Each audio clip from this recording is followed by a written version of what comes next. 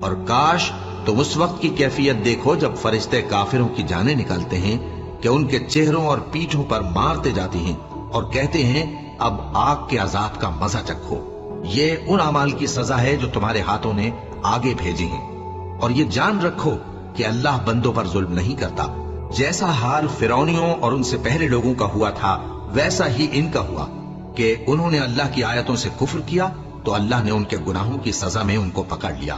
بے شک اللہ زبردست ہے، سخت عذاب دینے والا ہے۔ یہ اس لیے کہ جو نعمت اللہ کسی قوم کو دیا کرتا ہے جب تک وہ خود اپنے دلوں کی حالت نہ بدل ڈالیں اللہ اسے نہیں بدلا کرتا، اور اس لیے کہ اللہ سنتا جانتا ہے۔ جیسا حال فرعونیوں اور ان سے پہلے لوگوں کا ہوا تھا ویسا ہی ان کا ہوا۔ انہوں نے اپنے پروردگار کی آیتوں کو جھٹلایا تو ہم نے ان کو ان کے گناہوں کے سبب ہلاک کر ڈالا اور فرعونیوں کو ڈبو دیا، اور وہ سب ظالم تھے۔